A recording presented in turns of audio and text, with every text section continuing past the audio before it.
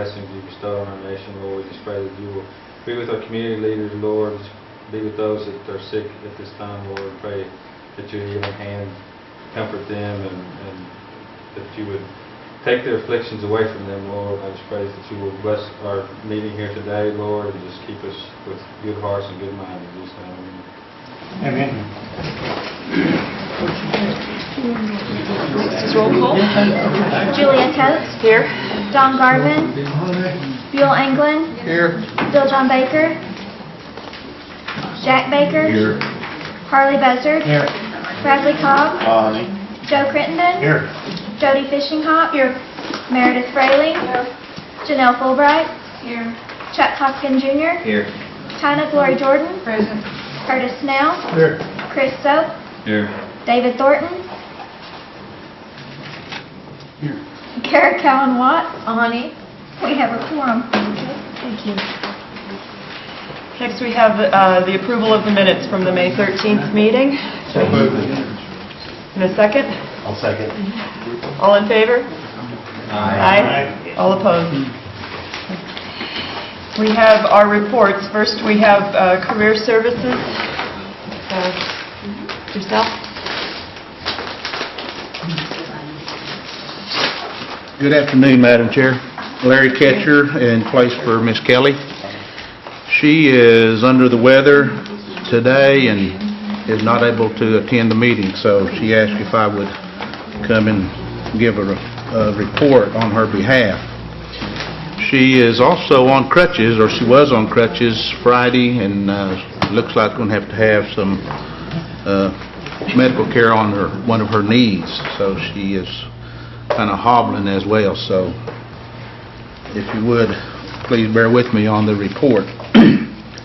I have, if you would, maybe for questions on talking leaves or the vocational program, I will answer to the extent I can, but I think it may be in her written report as well. But what I would like to do this afternoon is give you a report on our Summer Youth Employment Program and the tribal funds that you have graciously budgeted for us. So with Madam Chair, if that's okay, I will move forward with that. I do have a copy of our obligated fund amounts, and if it's okay, Madam Chair, if I just pass them around, if you would please take one and pass them down. Oh, thank you. This is the, and I'll kind of wait till you each get a copy. I hope I made enough copies. If not, then there should be about 20 copies coming around. The tribal funds is for our, as you know, is for our Cherokee tribal members, our youth. And as you can see in the handout, we have for the startup, which was June the 2nd, and our ending date for this year's 9-week program is August the 1st, which is on a Friday. And I'll say this, at this time on August 1st we have a awards and recognition luncheon, and it's usually from 11 to approximately 1:30 or 2, and this year it's at Talking Leaves Job Corps Center cafeteria. So with that, I'll offer a verbal invitation to everybody August 1 at 11 o'clock at Talking Leaves for our Summer Youth Awards Recognition and Awards Luncheon. Don't know the menu yet, but we'll announce that a little later as well. The basic skills, as you can see at the top line, is for our 14 and 15-year-olds that test low in basic skills, which is reading and math scores. If they test below their grade level, which is a 9 or less, then we put them in our basic skills program. 20 hours a week, and they do get the $5.85 per hour. And also those 16 and above, if they test low in their basic skills test, then we put them in an afternoon session, but we allow them to work as well 20 hours of the morning, so they get 40 hours a weekend. But this is for the 14 and 15-year-olds. And as you can see to the right, that's obligated right now, and there's 28 in the program at the present time for the startup on June the 2nd. The next line is 106 regular clients or regular SYPs that are 16 and over.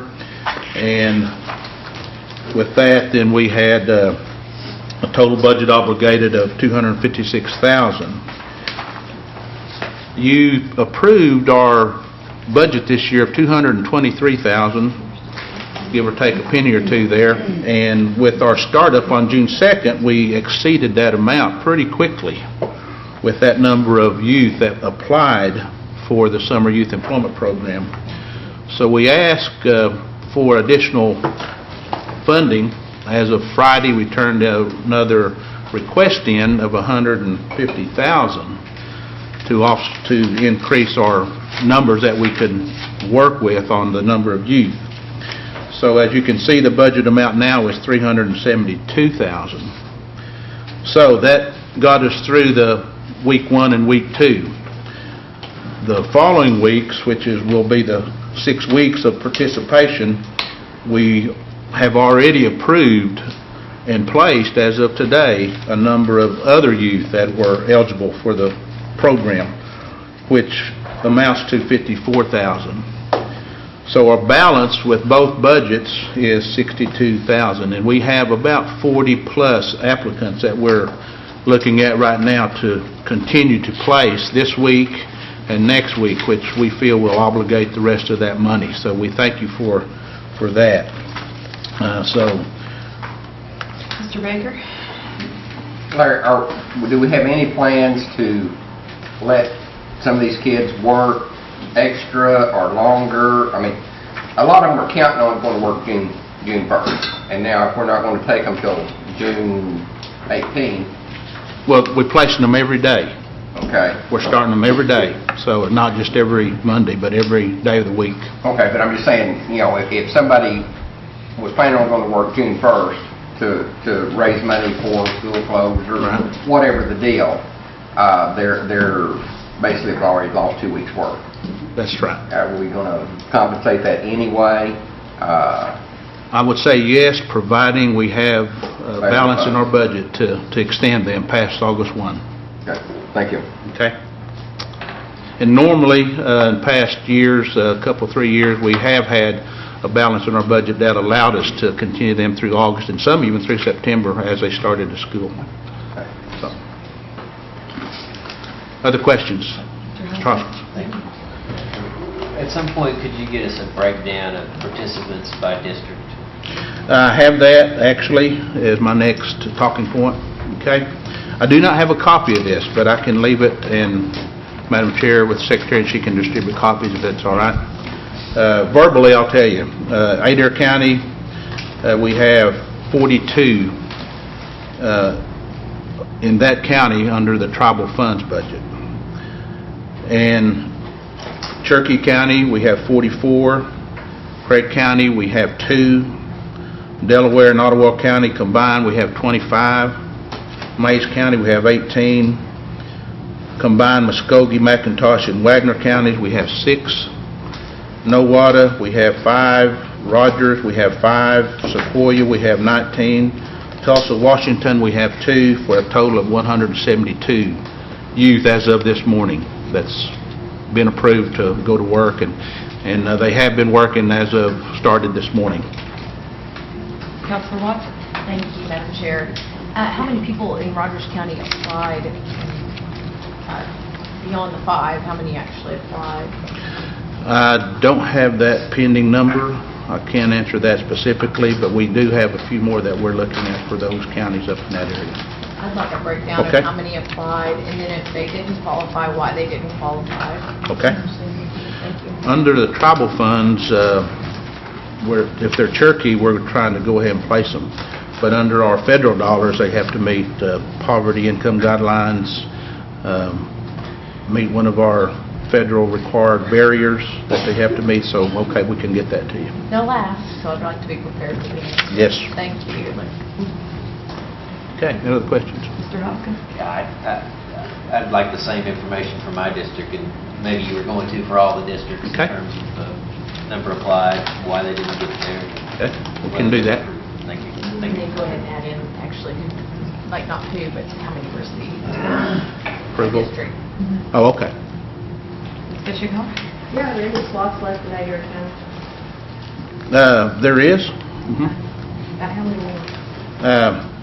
According to the budget on tribal funds, we have about 60,000. We're trying to divide that up according to how many applications we have in each area, so. I may be sending you 2 or 3 names that they had trouble with the application, or their sister was placed and they was there the same day, and, okay? Okay. I'll send it to Diane, thank you. That'd be good, thank you. Mr. Bazoo? Larry, on the tribal funds, how are participants being picked? Are you doing a percentage by county, or are you doing it by graduation of income over the income guidelines? How are those participants being picked? Using tribal funds. With the tribal funds budget initially, we calculated the total amount that we could approve at 105 participants. And we gave each counselor in each of the districts a certain number of what we call slots to fill. And they have filled them that way. So with this additional money, they get additional slots as well. So if some council district didn't use all their slots up, and then so you would just swing them over to another? That's correct. We can move them around. That's correct. Any questions? Okay. Madam Chair, that concludes my report on the tribal funds for our youth program this year. And as I mentioned, the other report should be what Ms. Kelly submitted. And, All right. Ms. Mayor, Jordan? you are still taking, because we put this additional money there, you are still taking some applications? we have quite a few that are in review right now. As I said, we've already got about 40 plus that we're looking at to fill and start as early as in the morning and the rest of the week. So, but we will take applications. Yes, we don't. Do you happen to have an application with you? No, ma'am, I do not. Can you get that over to Shelley this afternoon, an application? An application, we can get a 2-page intake over, Okay. and the rest of the paperwork really has to be filled out by our counselor. If you would provide that intake by email for Shelley to print off. Okay. Thank you. And this program is really a godsend for a lot of our people, and it gives so much training and experience to these young people. And I truly believe that Diane, Larry, and everybody would like to approve every single soul that applies. And if we'll give them enough money, they can do that. And I really think we need to, come budget time, be thinking about this program and where we can get the word out earlier and allow more money, for it, because it's not college, but folks, it's really good training and experience in all of our districts for these young people.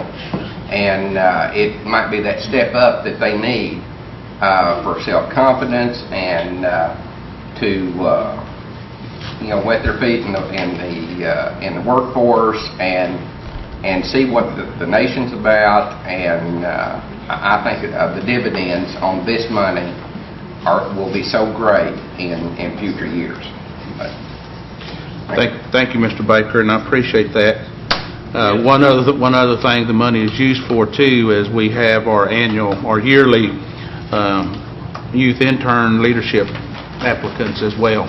So, and this year we had 8 good youth that applied for. Well, we had more, but we selected 8 that are on the youth leadership program, and it's an intern program that is very worthy of those dollars spent. Yes, I just wanted to echo what Councilor Baker said, Larry. It is a good program that I'm happy that tried and actually put the under $50,000 in there, because there are some kids being left out that would certainly benefit from it, because we've got kids that are 15, 16 years old and they really can't get a job, but this certainly would put them in the workforce where they work around professionals, work around other people that are going to need that stuff. So this is money well spent, so I appreciate your efforts on it. Thank you. Ms. Jordan? Larry, would you be able to place that one young man at our office, here at the council office? I believe he's the one that's on our youth council. Oh, I think so. I think we are. He's a fine young man, and he may be here this summer working for us.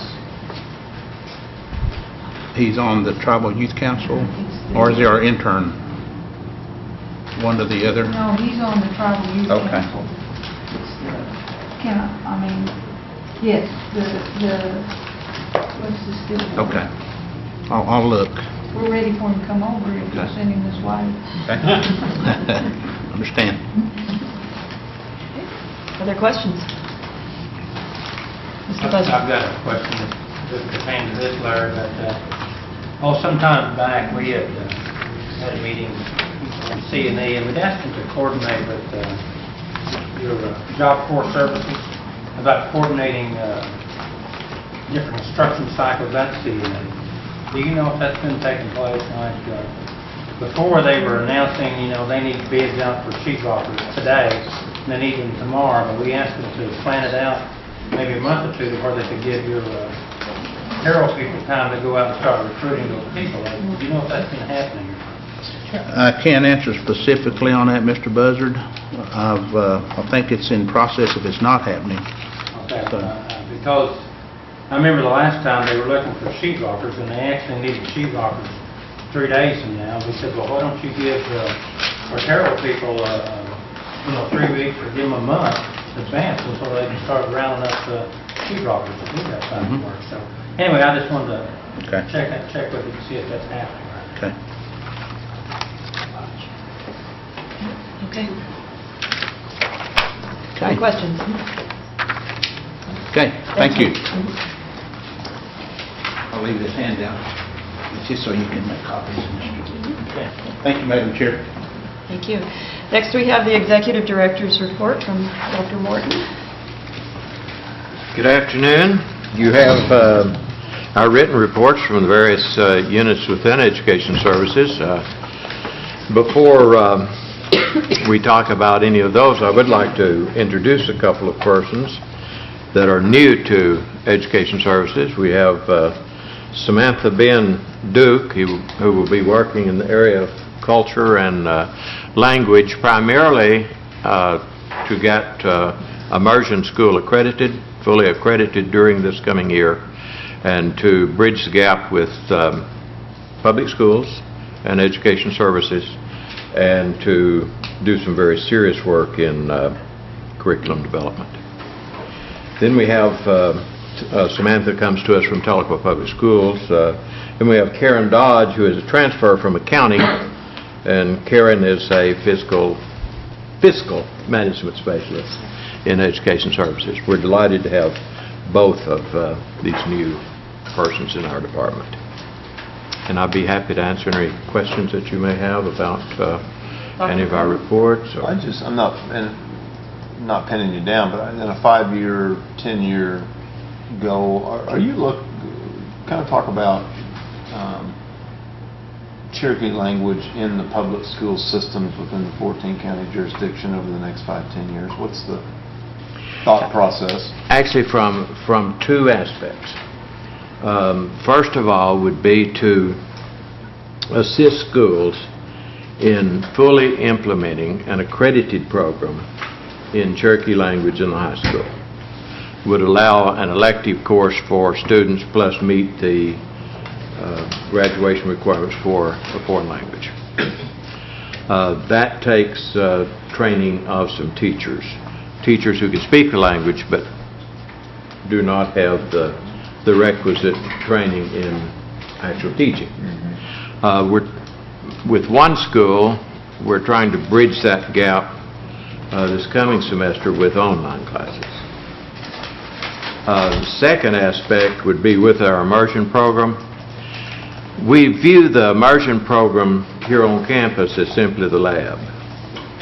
As we move out to the communities with the language program, we'll focus on public schools with a high enrollment of Cherokee students, hopefully where their language is still viable as a community language. We have about 5 of those communities to target, And then the next group to target would be the setting wherein the language is used more than any other outside the home, which would be rural churches. We still have about a half a dozen rural churches that conduct total services in Cherokee. And in fact, at least 2 of them that have an active instruction program for young people so that their Sunday school classes and so forth are conducted in Cherokee. See, the number one problem that we have with our laboratory school here on campus is that those students learn the language just like that. At 2nd grade, they're fluent, and they're reading and writing. They're creative writing stories, swapping stories, reading each other's stories in the syllabary. But when they go home, they don't have anyone with whom to speak. That problem would be alleviated if we were in a setting where the home, whether Cherokee is a dominant language or not, but at least is a functioning language in the home.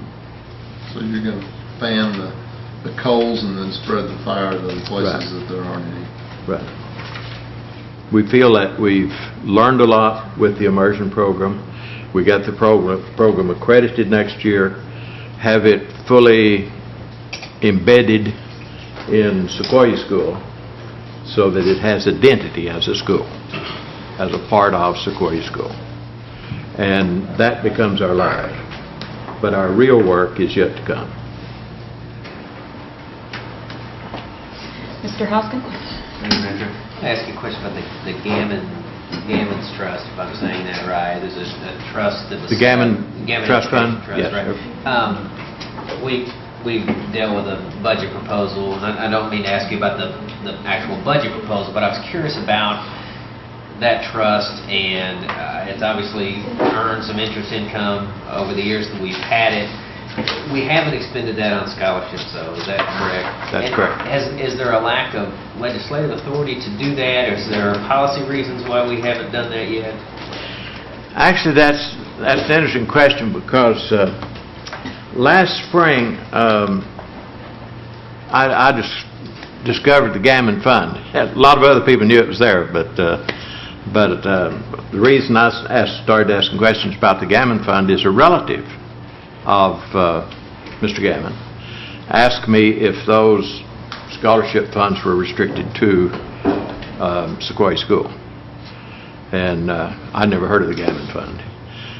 But it is a fund that was deposited into Education Services and has been invested. Mr. Gammon came to this part of the country as an agent for a person who wanted to buy land in Cherokee country. He had not been here. He was engaged to come here to seek out plots of land that might be used for agricultural purposes by, I think, a person in Texas that was suffering from drought with his farming operations, and he fell in love with this country. Talked to some of the people here, and lo and behold, included Cherokee Nation in his will, in his bequest. So there has been some action or proposed action to transfer those funds to Cherokee Nation Educational Foundation. And that is about the extent of my knowledge of the Gammon funds. But no, funds have not been taken from that money and translated to scholarships. Thank you. Mr. Soap? Dr. Morton, you've got a comment in here in one of the reports about the Cherokee Social Studies secondary course is complete and that it's going to be published. What's the plan for distribution of that coursework? I mean, is it just... With public schools that are willing to offer either a semester or at least a significant unit in Cherokee history at either the middle school, upper middle school, or secondary school level. By the way, we'll have copies of that book for you at our July meeting. So that would be just free of charge at their request, or you would? Free of charge if they're willing to implement the history program into their curriculum. Thank you. Mr. Buzzer? Yes, Mr. Moore, I have a couple of questions for you. We talked about, I forgot the name of it now, but it's where people apply to go to higher education for master's degrees or doctors.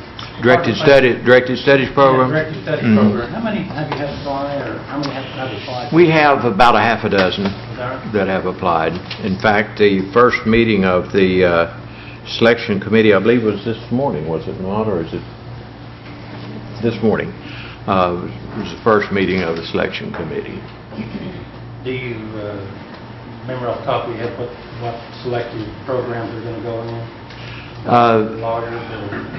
The one was in PhD program in science, but educational science as opposed to engineering.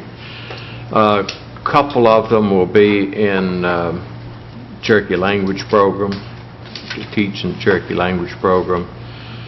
One is in master's degree in nursing. Don't remember what the other one was in. No engineers. No engineers. The other question I had is, it's been some time back, and we talked about the database for people that receive scholarships. Are we still working on that? That we're going back and creating a history, and then we're cranking in our new persons that we enrolled this semester so that we'll have a better handle on what we are producing and where they go after they complete their program. And the last question I had is in Delaware County, how do you work with the local schools? Do you have I'm just use Jake, for instance. Do you have a contact person that you talk to, or is it usually the school superintendent? It's usually the school superintendent, the principal, or counselor. Okay. Indian Ed director, if they have one. Now, Jay does not.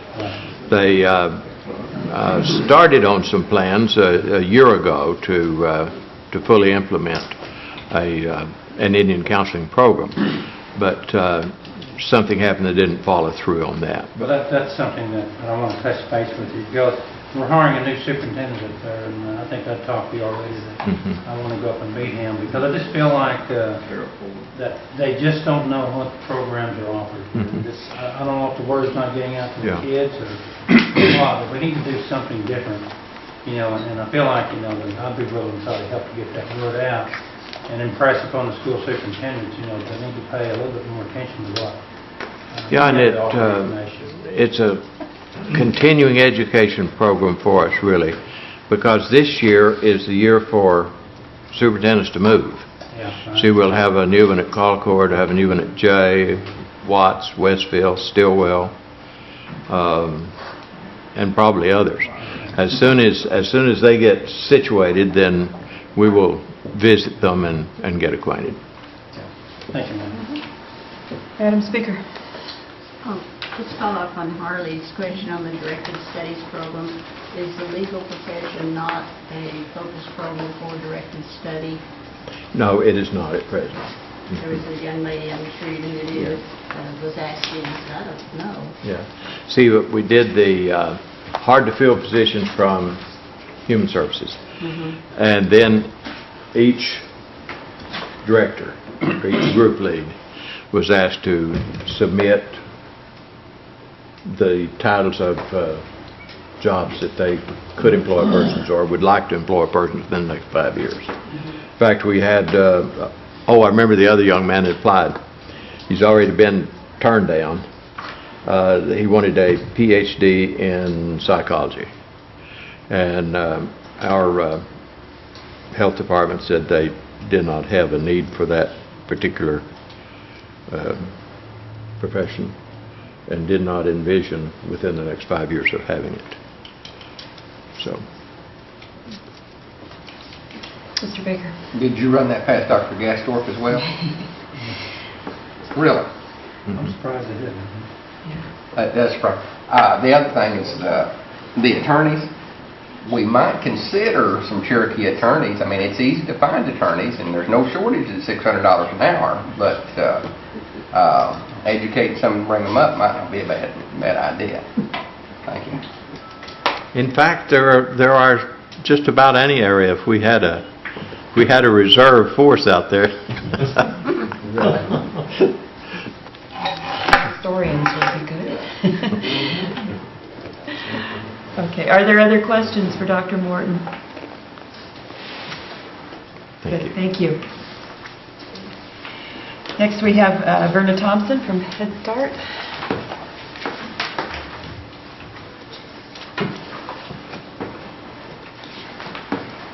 Good afternoon. You received your written report. Are there any additional questions other than the 30th anniversary activities we're planning? We're so excited about that. I've been involved since day one with Head Start for 30 years, so I'm really, really pleased to be a part of that. Are there any questions? Any questions? We're still waiting on our federal report. It's been since April 21st that they were here. I understand we should be looking for something by the end of June, maybe this time next month I will come back with a report. So, thank you. Thank you. Is anyone here from JLM? No? Next we have Sequoia High School. Ms. Stanley. Good afternoon. Well, things have not slowed down since it's summer, so we're having to move forward. I think I've actually been busier in the last few weeks than I have prior to that when school was going on. You have my report, and there's a couple of things that I would like to add. We have completed our ICEP certification, which is our count and funding process. Those were completed and sent in earlier in the week. And we are going to be receiving a technology grant to automate our library, which will go hand in hand with the renovation of that as well. So we're excited about that. Receiving a great deal of applications. We've already received 161 with only about 135 slots that we will have available. And we're really getting a high quality of applicants that are coming in. Actually, of the ones that have been reviewed and complete, we've already approved 82. 7 have been denied that didn't meet criteria. And we have quite a few that are just pending documents coming in. So a lot of good things going on there. We did have a visit from Jack Reaver, who's the head of facilities in Washington, D.C. He came out and we gave him the grand tour of our facilities. He was actually just stopping through, and because we have great folks that are working for us in D.C., they encouraged him to please come by and visit our campus. So he did so and was extremely impressed with what we're doing. And actually, I think it's going to open a lot of opportunities for us in the future when we have needs, such as trying to get our gym built and trying to get those types of things expedited. And that was one of the comments that he made. They've got some brand new schools that have been built in the last few years, and ours looks a lot better than some of the brand new schools. So he was very, very impressed with our facilities and how well they're maintained. So Larry Masters gets a big kudo because he does a great job with us on facilities. And we're getting a lot of schools throughout the BIA that have heard of the things that we're doing and that are contacting us, wanting us to help work with them in terms of school improvement. So that's a big compliment to Sequoia as well. I'm really looking forward to working with Samantha Ben-Duke on the immersion program. We're excited about that coming under Sequoia. We took a visit to Tulsa Public Schools. There's only 2 other schools in the state right now that are full immersion programs, so my reason to go visit with them was to kind of find out what they do in terms of curriculum and to also look at what they do in terms of accreditation and state testing and those types of things. It's really good.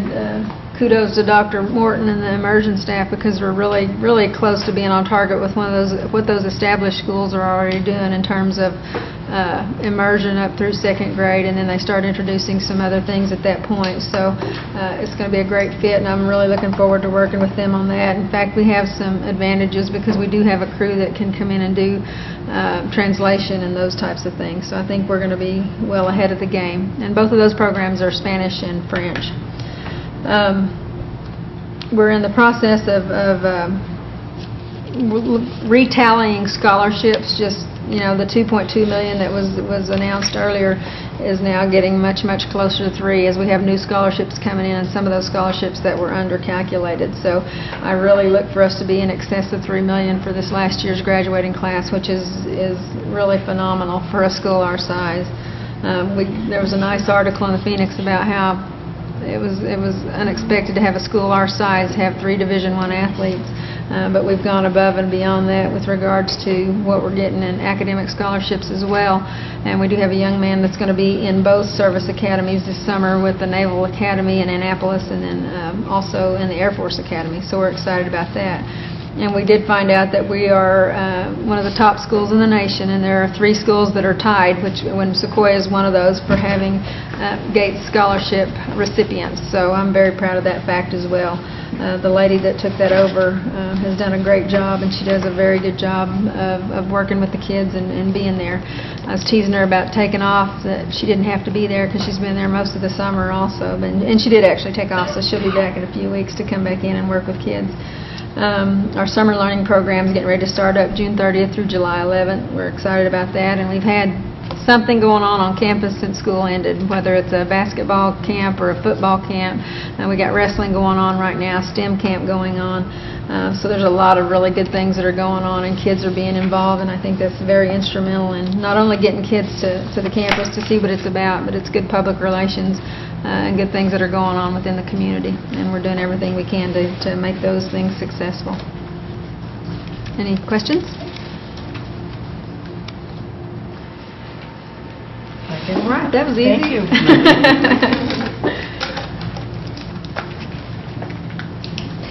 And last, we have the Cultural Resources Center, the Director's Report. Dr. Sly?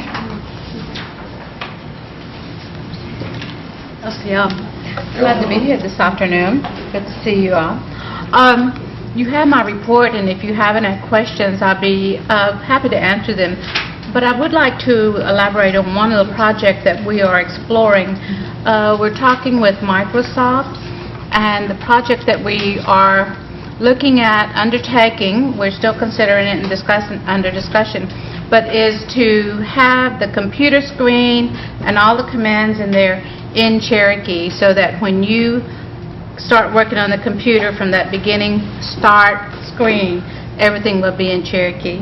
We feel that we need that to advance our students' learning and immersion, and that the students up at Northeastern can utilize this, as well as individuals around the world who would like to study Cherokee and have that available to them. So, but that is one thing that we're looking at. Just wanted to mention it. Mr. Hoskins. Madam Chairman, Dr. Sly, on the GPR list, I just wanted to let you know that the cemetery says Benzion Cemetery. I think it's the Zion Cemetery, Bezion, and it's actually located in Nowata County, although the applicant lives in Washington County. Oh, okay. And then also, I was curious about generally with the GPR list, and specifically to this cemetery, what's the time frame they can expect for the cemetery to be surveyed with the equipment? Probably by the end of summer, because we're going out on a weekly basis to conduct those surveys. Right now, we're having some preliminary meetings, finding out how large a section, so that we can kind of gauge how much and how quickly our work is going to go. Because when I first went out to Lourdes Cemetery, we had no idea how big it was, and it took us 3 whole days to survey that. So now we try to get an idea, and we were setting up other appointments without knowing that, we're going to spend 3 days over there before we can move to the next project. So we're trying to do that and moving right along on those. So. Thank you very much. Thank you. Are there other questions? Not? Okay, thank you. Thank you. Next, we move to old business, and there is none, and so we come to new business. And we have a presentation from CNE on cultural tourism with Talisha Nichols, and Doug Evans, I think, is going to help out with.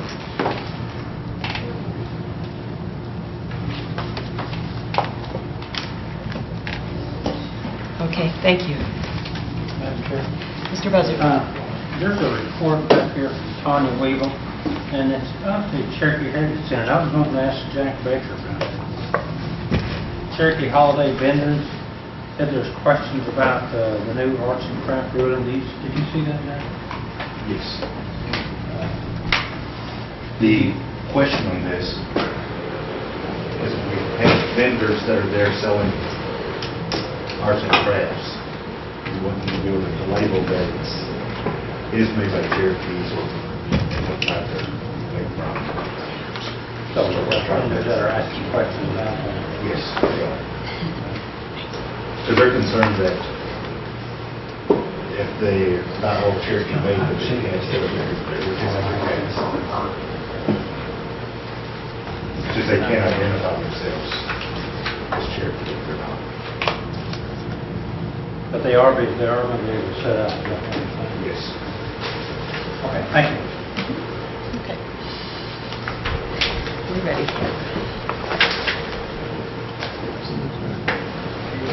That's a little fancy for me, Doug. Okay. Topic is the cultural tourism plan that C&E has embarked on. And a little bit of history about the plan. It's about a year and a half old. And we spent a lot of time really trying to figure out what this plan is. The initial concept, I think, with the chief was that we have the capability at C&E from a marketing standpoint, from a property improvement standpoint, because we're building all these properties around, so we have, a construction department, and we have the management team in place, and we also have the infrastructure in place at all the casinos. So the idea is to dovetail all of that expertise combined with our marketing and improve the properties of the nation and try to develop some plan that improves the property long term, develops the brand image of what the Cherokee Nation is all about, and dovetail it with the casino operation. So the complicating factors of that are really how big is it, how much do you spend, what properties do you spend it on, how do you market it. I mean, this is a very complex plan, okay? And so we got into it and we started from A to Z and we decided what the best plan would be, and it involves storytellers at the side. It involves the road that leads up to the site where a bus can pull in, get out. There's someone there, leads them through. Then you go in the site, and we've got a very good interpretation of the history. We've got some museum-type look to it. And then when you end up after that site, you get on the bus. Then you have a storyteller that leads you to the next site. Now, when you do that with about 10 sites, and these properties are out in the middle of, nowhere, with very few roads that lead to them, it gets very expensive.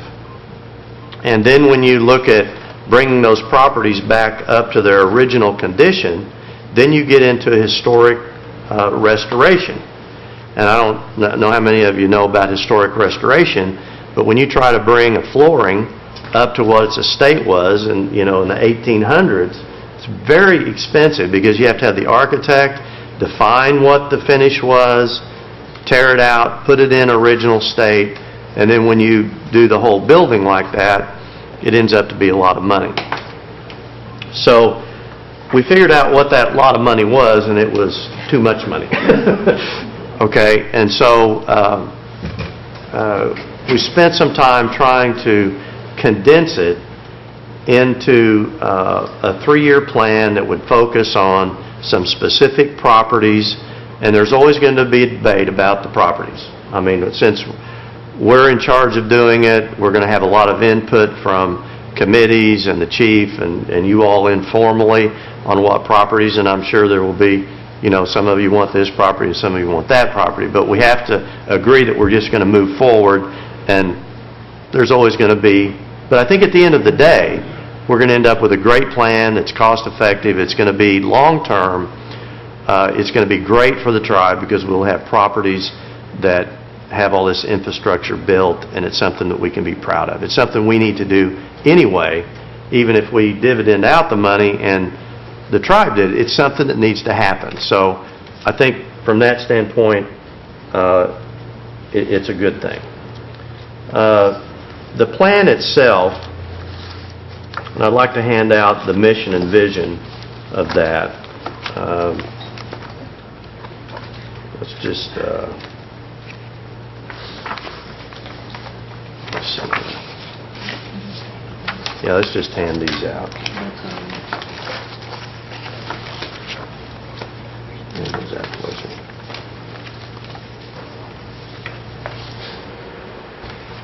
So what you're going to get, put half of them over here. Not yet. Yeah, just you can. We're not going to do that for a minute. I know you look kind of good out there.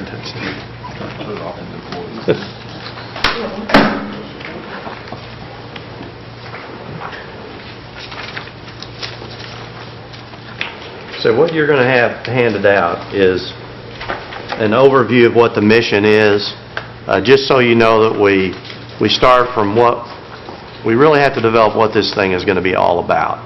So I'm going to give you a minute just to look at the mission and the vision on the very first page. If you look at that, it will give you an idea of where we're trying to go, and then we'll get into some of the phases of what we think the plan encompasses.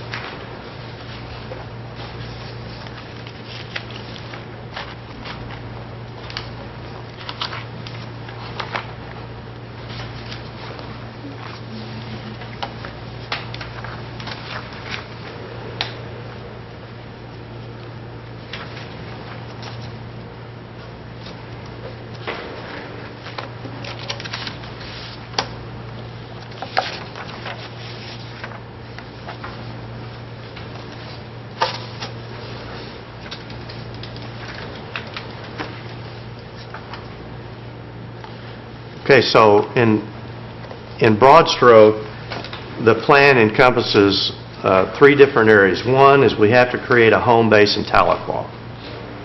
Okay, so there's going to be some money spent developing what we call that, Talisha, the cultural district, and that's going to include the land right behind the courthouse and that area there. And then there's going to be another property that's on the retail section on Muskogee, which is just across the road. And then several properties that would include of course, the courthouse itself, the Heritage Center. What we found is the Heritage Center is really the nuts and bolts of the whole Heritage Plan because everything is right there. So we felt like we needed to put some money into that, and we already have, and we can talk about that in a minute. But that property needs to be something that is really outstanding, and currently the budget does not provide for it to be. Not that it's not a great place, but we really do need to make it a landmark. So it involves that, and then there are several other properties that we will work on in different phases. Now, to improve a property that's out in the middle of nowhere, you have to develop, the roads and the infrastructure and all that. So there will be 3 or 4 properties that we work on slowly. We just phase in. Might take 3 years to get there, but we're going to start now to get some of those. So you'll see some money spent on 4 or 5 properties at very low key, and then we'll decide, in 3 or 4 years what to do with that particular property. But if we wait 4 years to start, then it'll be another 4 years, and it'll be 8 years. So we have these different pieces of the puzzle that we're working on that you may not see much result from, but we're developing infrastructure. So if you just look at the first page behind the mission and vision, this is an idea of what the plan will look like. The pizza and coffee shop, we talked about that. That's just behind the Supreme Court. The Heritage Center, we have a master plan that is developing the master plan for the entire property. We've already done the retail makeover, and for some of you who've been out there to see that, it's I think looks very nice. That's a taste of what the rest of it will look like. We're going to finish the atrium. The Roland Plaza Art Gallery is already finished, isn't it? It's in the works. It's in the works, so that's going to be coming shortly. The exterior of the Supreme Court house. The Court Mall, that's right across on Muskogee Avenue. It's one piece of property. NSU Seminary Hall exhibit, and then the Ross School stabilization, and that is just to get it started. It's about to fall apart, I guess. So we're going to go in and get it going, and that's 2008. Some of that is already done, and but will be completed by the end of the year. Phase 2, which is 2009, will take the interior of the Supreme Court house, will improve the Cherokee National Prison, the Heritage Center parking lot. Yes. The Supreme Court house, is that the current Supreme Court house or the original Supreme Court house? Original. The original Supreme Court house? Yes, where the Phoenix was housed. Gotcha. And then secondly, when you say the Cherokee National Prison, are you going to put the third floor back, or were they tore it off, or not, or what? The plan... Yeah. Okay. The plan is Since not... I don't know the answer, you need the answer. All right. We've done a lot of research, and basically it's not in the best interest of the prison to actually put the third floor back on. There's some stabilization issues. We seem to not be able to locate the third floor on all the research we've done. We've found pieces and parts of it, but our understanding is that it's been disassembled. So we're going to go with the 2 floors that it is. It won't necessarily be a historical restoration. It will just be a renovation to tell the story of what that property was used for, outlawed, and to tell that side of the Cherokee Nation story. So it won't be a historic restoration like the Supreme Court. Thank you. Thank you. And some of those cases where we will restore and some we won't restore because of the cost. Yes. Because that decision, and we'll keep you advised on some of those decisions, so that if you say, if you provide some input, is, hey, essentially we think this needs to be restored, we'll take that input into account.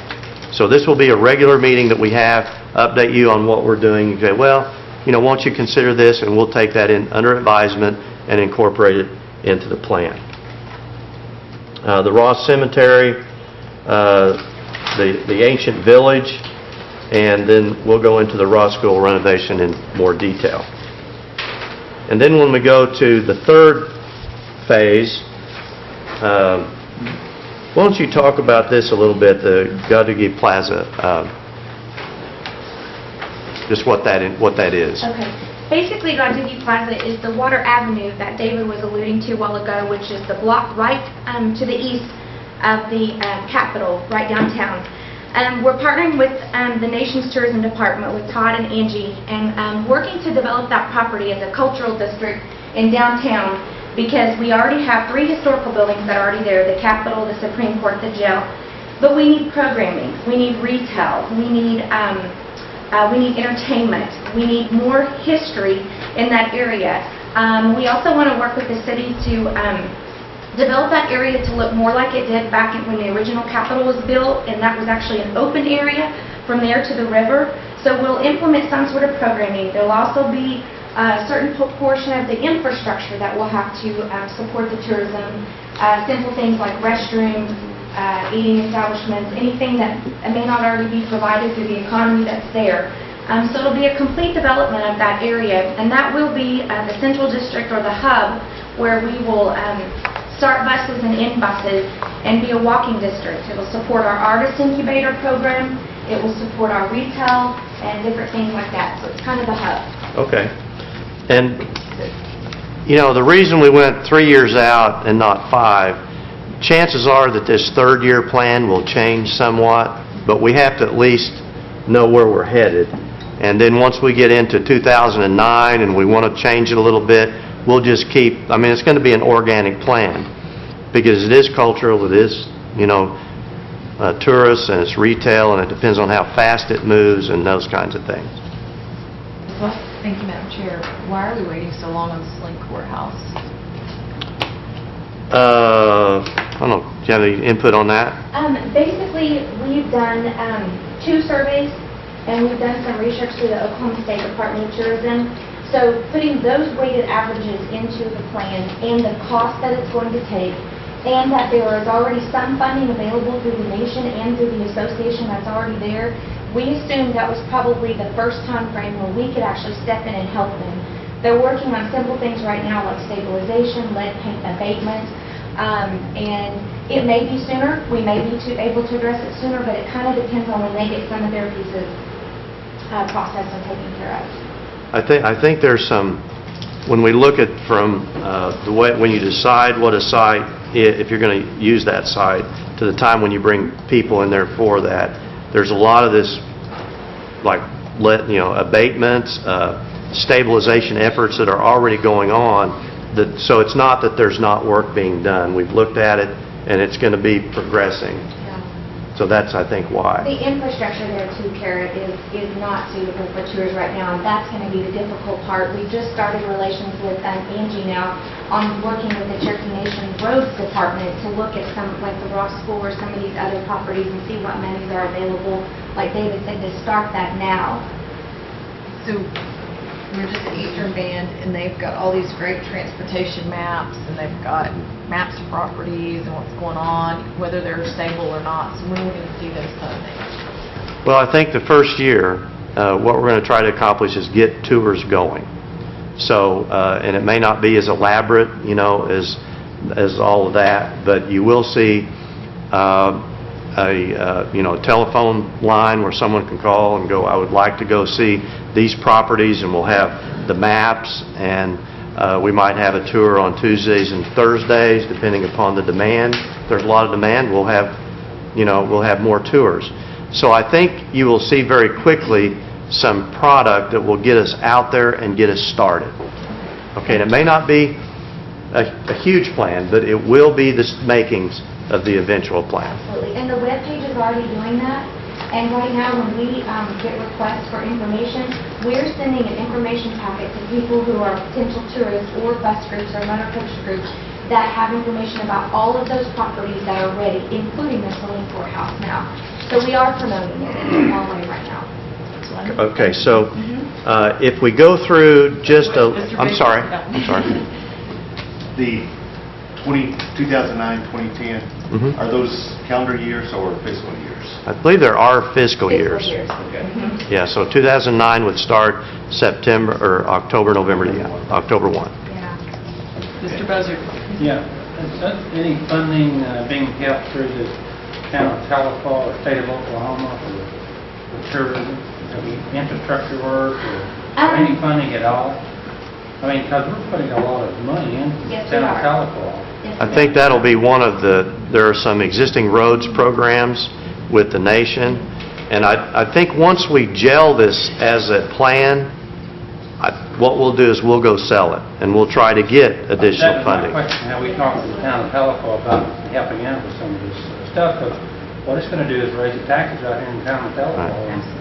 I think you've had meetings with the We've had one very brief initial meeting, but that's our plan, exactly what you said, is to start meeting with them and seeing how we can create cooperative partnerships, because you're absolutely right, this is going to be a benefit to them as well as it is for us. We want them to get on board with this. Main Street Association, the City of Tahlequah, all of those people. Dr. Cobb. Have you, and you may be getting to this, I don't know, have you identified spots in the other counties within the 14-county jurisdiction? I know we've talked a lot about places that need stabilization and renovation, but there are places that don't. One of those that I'm specifically talking about is I know that former councilor Bill Johnson allocated some money for the Dewey Hotel, primarily for a room honoring Cherokees that were living in what is now Washington County, and those kind of things. And I know that the assumption was that the Dewey Hotel was going to be on the tour. Okay. So have places like that been identified? I think what we did, Councilor, is we took kind of the low-hanging fruit to develop the bigger properties to get it going. And what I see is if we can get the nucleus started, then we start have something See what you have. that's right. See what we have, see how good we are at selling it and making it appealing to people. And then we go out and just make it bigger and bigger. And so what I'd like for everyone to do is to provide input to Talisha. Yes. If you have some ideas about these sites, then just put them in an email, and then we'll collect all of them, because we don't in any way think that we know all about the Cherokee culture. I mean, there's just no way. So we need that kind of input from everyone. So, of course, when you take input, supposedly you're going to use that input. So, we have to just push through that. Yeah, and that's a constant for us, Brad. We are constantly updating our historical and cultural places list. I have a marketing and sales manager that is constantly working with partners in all of the 14 counties, and we want to have a personal visit with each one of these people before we start addressing putting them on our website or promoting them on our program. We've already started that. We have several properties in the 14 counties already listed on our webpage. Like I told Carol a while ago, that we're already promoting in our marketing packets and things like that. I don't recall the Dewey Hotel, but as David mentioned, please send us that information. We need that feedback from you all. So, and we're working with the nation on that too. They've provided lists to us. We're cross-checking those and referencing those back and forth and making sure that we have one primary list that we're all working from right now. Now, the process... Go ahead, I'm sorry. Yeah, just one more observation is I think you'll find that the city of Tahlequah did help extensively on the courthouse with the sidewalk project, and curbing, and making it ADA, and helping with the parking lot. We did a partnership on that. They have just completely renovated the old armory. Although it's for their offices, it will be quite appealing and attractive to what we're looking at right now where we're at. As well as if you'll drive down there, you'll see that they're doing some major infrastructure, water and sewer, that is going right down to and through these properties that we have. And they're doing a major sidewalk from it, in several different directions, and the new curbing and sidewalk and all. But I think you'll find the city of Tahlequah an extremely good partner on as these things come up. Where they're not cash heavy, but they do have equipment and labor availabilities and things like that. So anyway. Okay, I just wanted to answer your question again too, Harlan, on something that Bill John just said. We're actually already working with the city on one project that's listed in your phases in the presentation we're going to give today, and it's the History Trail, which is the sidewalk that he was talking about, and that's a project the city is doing, but they've offered to give us several spots to promote the Cherokee history, and so that is one example of a project we've already started with them. Okay. The way our board has approached this, because we won't move forward in such a heavy capital outlay, we won't move forward until they give us approval. And basically what they requested is that we present the plan to you as a council and just get input informally in this kind of setting, and then provided we're essentially on track, we'd like to keep moving forward, keep the council advised, get a permanent position on this committee's presentation as an update, and then keep the project moving. The total cost, the capital cost over the 3-year period is $8,174,000. The operating is about $2.5 million. And then the marketing cost, which kicks in really in '09, is about $1.2 million. Now these are estimates. It approximates about $12–13 million over the next 3 years, with about 2/3 of it going into property improvement. When I look at something, I always say, well, what's the fluff, and what do you get back? And so most of this dollars are really, you could say that most of the operating dollars are even to get the properties back up in shape, and there's very little cost that we're spending just to kind of keep it going. But there is money there. So that's that piece of it. We have individual properties with a description and the amount that we think it's going to take for all of these that we've mentioned. And the reason I'm telling you this is we're going to put this in a book for you, okay, so that we won't take a lot of, I know it's a busy day for you. Even this presentation, I think you can have some time and look at it. It talks about, if you'll just run through it very quickly, just to show the topics, and we can mention it, then you can digest it at another point. Is it just the up and down arrow key? There you go, it is. Make sure you didn't have Okay, it. Molly, why don't you can you just briefly talk about some of these? These are some that are already done, or what we're going to do.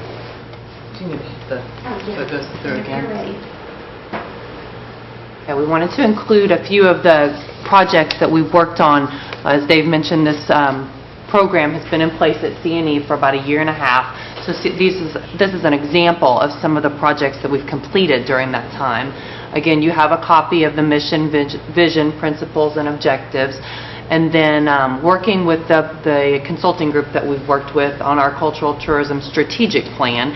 And again, we have that comprehensive plan, and we'll be happy to share that with anyone probably on this side or as requested. We have worked with the Cherokee Nation Youth Choir on a marketing plan. We're planning right now for the 3rd annual Cherokee Art Market, which will happen in October.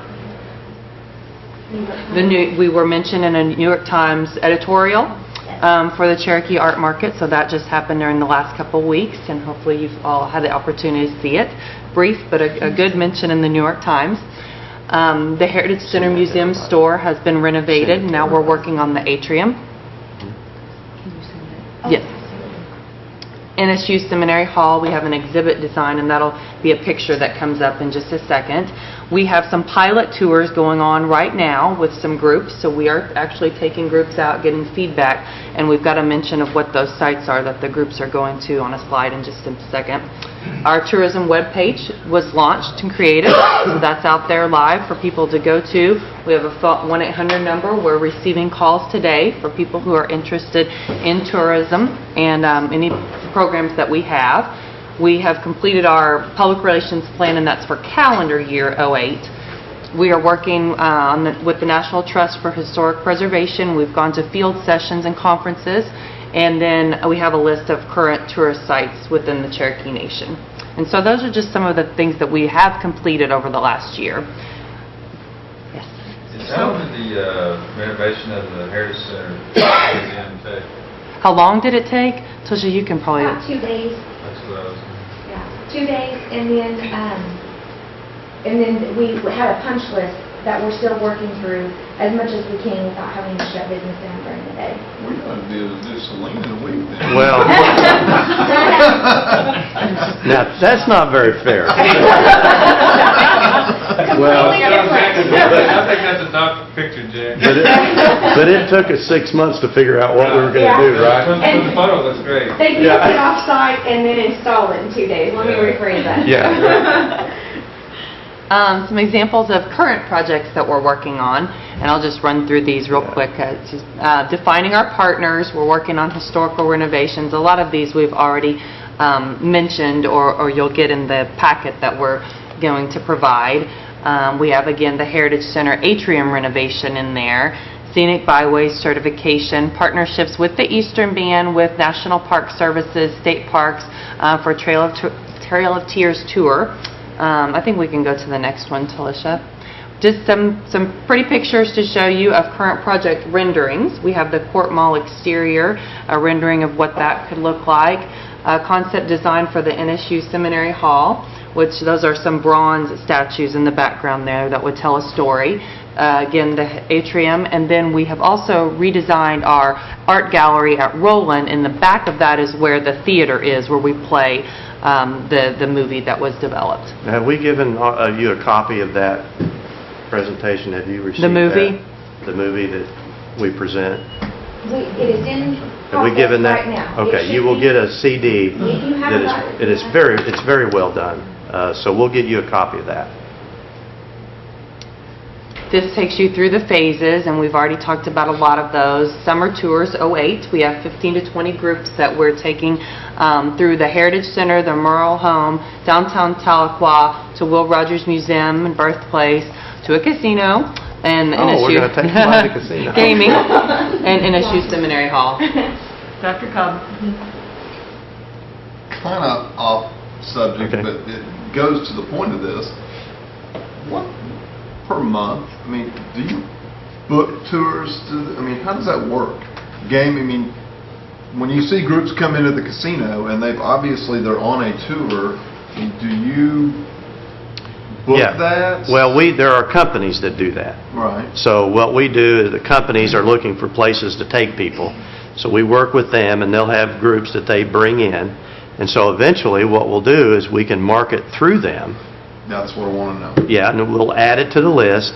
But it has to be something, that they're going to want to go on the tour before they sell it. Right. So we're going to have all these properties up in good shape. But that's really the outlet eventually for a lot of this, and it will be even bigger, I think, if it's the word gets out. And some of those are the participants in our pilot tours this summer. We have gaming groups listed there. So we're working with some of the motor coach operators that we have a very good relationship with, and then it allows us to get feedback from the participants in their group. Come from a room and said, if you go on this tour, we'll comp your duck. I don't know if we'll do that. We have to go that far. Yeah. And then in the fall, we'll start some educational tours. Restorations and renovations that we're working on in this year are listed there that include what we've discussed, the Supreme Court, Court Mall, the Heritage Center, and Ross School, and that's stabilization. Phase 2, again, we've talked about a lot of this afternoon. The educational tours will start in the fall. The restorations and renovations of the interior of the Supreme Court, the Ancient Village, the Tahlequah History Trail, Ross School, and the prison. And then we'll start summer tours and planning for those for '09. Okay. So that's in a nutshell and we'll get this book to you okay. Julie. Madam Chair. Thank you. Thanks. Have you considered tours for like Cherokee family genealogy, reunions, kind of tours to capitalize on these 2.5 million people that think they're Cherokee? I don't know, have we? I just work here, I'm sorry, Kara, did you say genealogy and families and things like that? And reunions, family reunions? Actually, yes. Actually, we've just started working with the Heritage Center because they do market to family reunions already. So we've started looking at partnerships with them for future. When we start our marketing and our PR program, which will be probably January 2009, according to the media plan we have in place now, we will market to all of those groups that we feel have a demographic that we can penetrate to bring in for these tours, that being included. As you can see, the tentacles of this are very expansive, and there's a lot to do. And I think we're doing a good job of establishing a good base, a foundation, doing it right, and eventually I think it will be something that we're very, very proud of. Not that it's not now, but it just takes a while to make it something. So you'll get this book. It will have property evaluations. It will have all the things that you've seen so that you can review it. And then I guess to conclude, what we would like to do is just make sure that we're on the right track with the council. Optimum situation would to have a vote of confidence in the plan and to push us forward and support. I know you don't want to get bogged down in the details. That's what our job is, to manage it and run it. But the magnitude, the plan we're on, and that's just really kind of up to you all how you want to approach that. Ms. Watts? All I'm concerned about is maybe we have an update every 3 months, every 6 months, and just an opportunity for public input at that time. Or not public input maybe, but council input, and the public can feedback to us. Maybe through education and culture, if you're okay with that. I think that's a real good idea, and we could put it on the agenda just as a regular thing quarterly, if that's what you have in mind. I don't know that we need it. That's the board decision and such, and If we all that's have the agreeable. ability to go to the board meetings at CNE, so. Yes. But I think people just need to be comfortable. People requested information, we haven't had it until now, so. Right.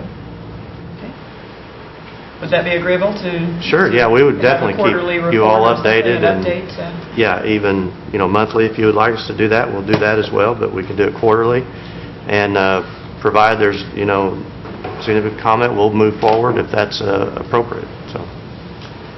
Okay. Mr. Buzzard? One other thing, Dave, if you're looking to improve that road through the Cherokee Nation, you need to get on the list now, because those roads don't happen within Yeah. a year. It takes years. Takes to years. Schedule, so if you're going to do it, I suggest that they meet with Michael Lynn over there and get it on the tip, because it has to be approved to Mhm. the DIA and federal highway. And it takes- Okay. It takes 2 to 3 years to get one designed and then going, so now's Okay. the time to start. It's a good point. Okay, so thank you very much. Thank you. Really exciting stuff. Yeah, it is. All right, are there any announcements? Hearing none, I would entertain a motion to adjourn. All in favor? Yeah,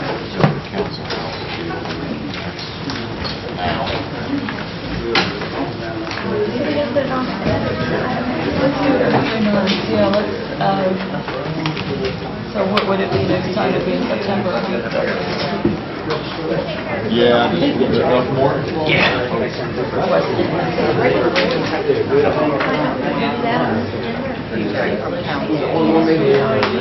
Yeah.